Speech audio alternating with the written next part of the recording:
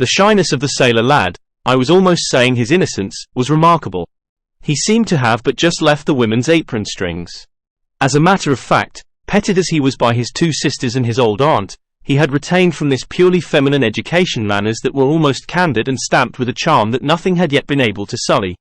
He was a little over 21 years of age and looked 18.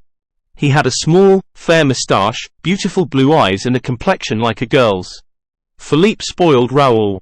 To begin with, he was very proud of him and pleased to foresee a glorious career for his junior in the navy, in which one of their ancestors, the famous Chagny de la Roche, had held the rank of admiral. He took advantage of the young man's leave of absence to show him Paris, with all its luxurious and artistic delights. The Count considered that, at Raoul's age, it is not good to be too good. Philippe himself had a character that was very well balanced in work and pleasure alike. His demeanor was always faultless, and he was incapable of setting his brother a bad example. He took him with him wherever he went. He even introduced him to the foyer of the ballet. I know that the Count was said to be on terms with Sorelli, but it could hardly be reckoned as a crime for this nobleman, a bachelor, with plenty of leisure, especially since his sisters were settled, to come and spend an hour or two after dinner in the company of a dancer, who, though not so very witty, had the finest eyes that ever were seen. And, besides, there are places where a true Parisian, when he has the rank of the Comte de Chagny, is bound to show himself, and at that time the foyer of the ballet at the opera was one of those places. Lastly, Philippe would perhaps not have taken his brother behind the scenes of the opera if Raoul had not been the first to ask him, repeatedly renewing his request with a gentle obstinacy which the Count remembered at a later date. On that evening, Philippe, after applauding the Daaé, turned to Raoul and saw that he was quite pale. "Don't you see," said Raoul, "that the woman's fainting?" "You look like fainting yourself," said the Count. "What's the matter?" But Raoul had recovered himself and was standing up. "Let's go and see," he said, "she never sang like that before." The Count gave his brother a curious smiling glance and seemed quite pleased. They were soon at the door leading from the house to the stage. Numbers of subscribers were slowly making their way through. Raoul tore his gloves without knowing what he was doing, and Philippe had much too kind a heart to laugh at him for his impatience. But he now understood why Raoul was absent-minded when spoken to, and why he always tried to turn every conversation to the subject of the opera. They reached the stage and pushed through the crowd of gentlemen, scene-shifters, supers and chorus girls, Raoul leading the way, feeling that his heart no longer belonged to him, his face set with passion, while Count Philippe followed him with difficulty and continued to smile. At the back of the stage, Raoul had to stop before the inrush of the little troupe of ballet girls who blocked the passage which he was trying to enter. More than one chaffing phrase darted from little made-up lips, to which he did not reply, and at last he was able to pass, and dived into the semi-darkness of a corridor ringing with the name of Daaé. Daaé? The Count was surprised to find that Raoul knew the way. He had never taken him to Christine's himself, and came to the conclusion that Raoul must have gone there alone while the Count stayed talking in the foyer with Sorelli, who often asked him to wait until it was her time to go on, and sometimes handed him the little gaiters in which she ran down from her dressing room to preserve the spotlessness of her satin dancing shoes and her flesh-colored tights. Sorelli had an excuse: she had lost her mother. Postponing his usual visit to Sorelli for a few minutes, the Count followed his brother down the passage that led to Daaé's dressing room and saw that it had never been so crammed as on that evening, when the whole house seemed excited by her success and also by her fainting fit. For the girl had not yet come to, and the doctor of the theatre had just arrived at the moment when Raoul entered at his heels. Christine, therefore, received the first aid of the one, while opening her eyes in the arms of the other. The Count and many more remained crowding in the doorway. "Don't you think, doctor, that those gentlemen had better clear the room?" asked Raoul coolly. "There's no breathing here." "You're quite right," said the doctor. And he sent everyone away, except Raoul and the maid, who looked at Raoul with eyes of the most undisguised astonishment. She had never seen him before and yet dared not question him, and the doctor imagined that the young man was only acting as he did because he had the right to.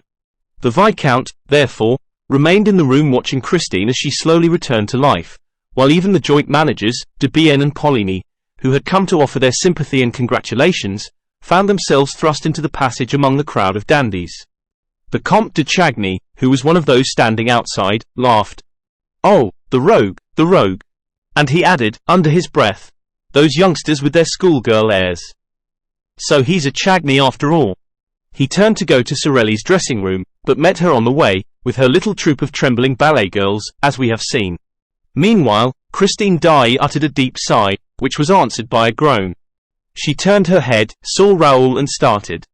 She looked at the doctor, on whom she bestowed a smile, then at her maid, then at Raoul again.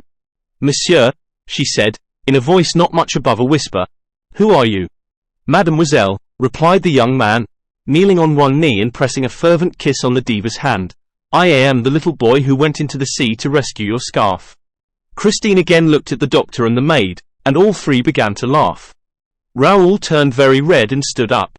"Mademoiselle," he said, "since you are pleased not to recognize me, I should like to say something to you in private, something very important. When I am better, do you mind?" And her voice shook. "You have been very good." "Yes, you must go," said the doctor, with his pleasantest smile. "Leave me to attend to mademoiselle." "I am not ill now," said Christine suddenly, with strange and unexpected energy. She rose and passed her hand over her eyelids. "Thank you, doctor. I should like to be alone. Please go away, all of you. Leave me. I feel very restless this evening." The doctor tried to make a short protest, but, perceiving the girl's evident agitation, he thought the best remedy was not to thwart her. And he went away, saying to Raoul, outside, "She is not herself tonight. She is usually so gentle." Then he said good night and Raoul was left alone. The whole of this part of the theatre was now deserted. The farewell ceremony was no doubt taking place in the foyer of the ballet. Raoul thought that Daaé might go to it and he waited in the silent solitude, even hiding in the favoring shadow of a doorway. He felt a terrible pain at his heart and it was of this that he wanted to speak to Daaé without delay.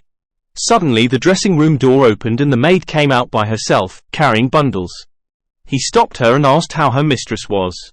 The woman laughed and said that she was quite well, but that he must not disturb her, for she wished to be left alone.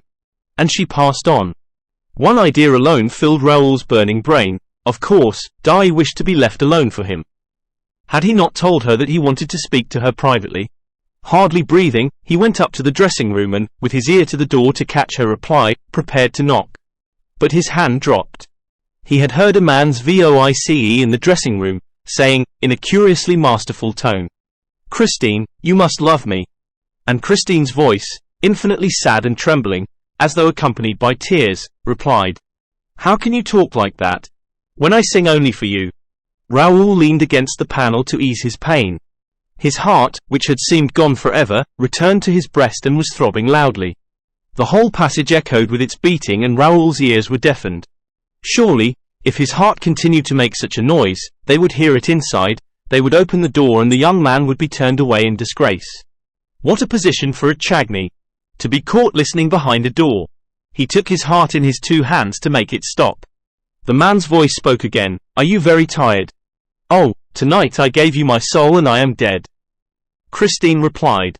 "Your soul is a beautiful thing, child," replied the grave man's voice, "and I thank you. No emperor ever received so fair a gift." The angels wept tonight. Raoul heard nothing after that. Nevertheless, he did not go away, but, as though he feared lest he should be caught, he returned to his dark corner, determined to wait for the man to leave the room. At one and the same time, he had learned what love meant, and hatred. He knew that he loved. He wanted to know whom he hated. To his great astonishment, the door opened and Christine Daaé appeared, wrapped in furs, with her face hidden in a lace veil, alone. She closed the door behind her, but Raoul observed that she did not lock it. She passed him. He did not even follow her with his eyes, for his eyes were fixed on the door, which did not open again.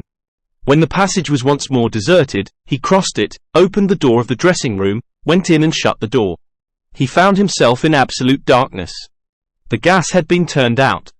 "There is someone here," said Raoul, with his back against the closed door, in a quivering voice. "What are you hiding for?" All was darkness and silence. Raoul heard only the sound of his own breathing.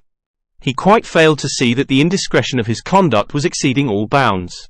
"You shan't leave this until I let you," he exclaimed.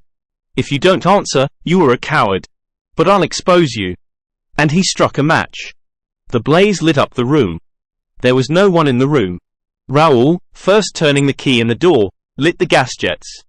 He went into the dressing closet, opened the cupboards, hunted about, felt the walls with his moist hands. Nothing. "Look here," he said, aloud. Am I going mad? He stood for 10 minutes listening to the gas flaring in the silence of the empty room. Lover though he was, he did not even think of stealing a ribbon that would have given him the perfume of the woman he loved. He went out, not knowing what he was doing nor where he was going. At a given moment in his wayward progress, an icy draft struck him in the face. He found himself at the bottom of a staircase, down which, behind him, a procession of workmen were carrying a sort of stretcher, covered with a white sheet. "Which is the way out, please?" he asked of one of the men. "Straight in front of you, the door is open. But let us pass." Pointing to the stretcher, he asked mechanically, "What's that?"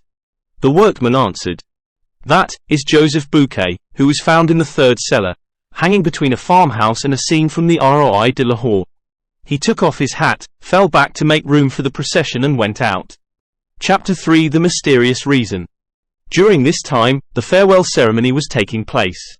I have already said that this magnificent function was being given on the occasion of the retirement of M. de Bienne and M. Poligny, who had determined to die game, as we say nowadays.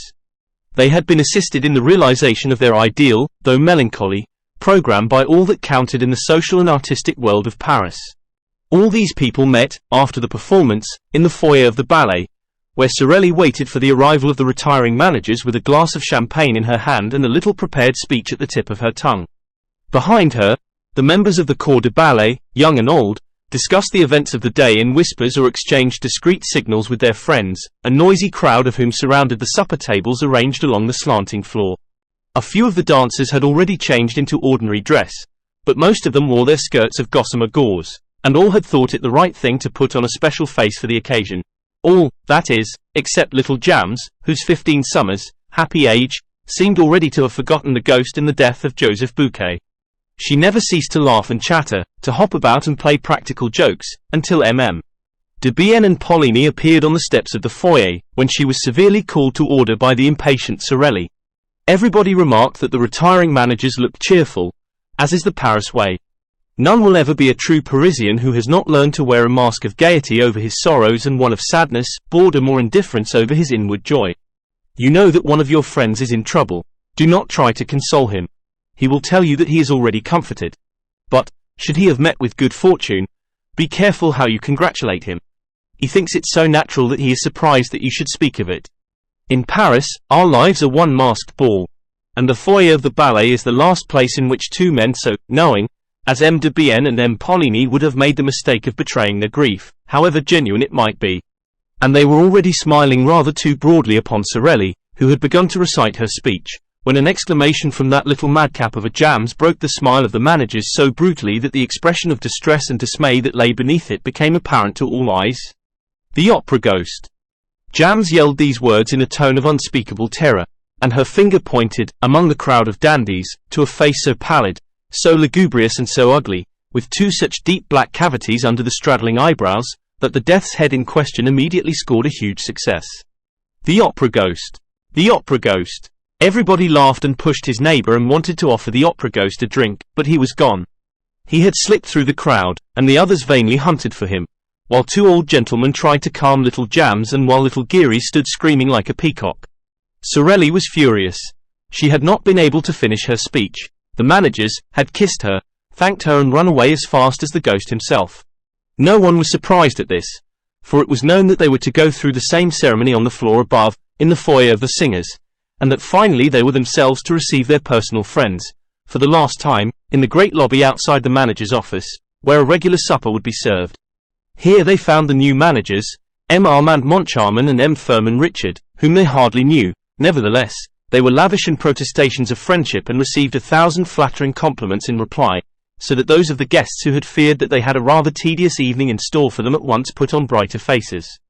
The supper was almost gay, and a particularly clever speech of the representative of the government, mingling the glories of the past with the successes of the future, caused the greatest cordiality to prevail. The retiring managers had already handed over to their successors the two tiny master keys which opened all the doors, thousands of doors, of the opera house.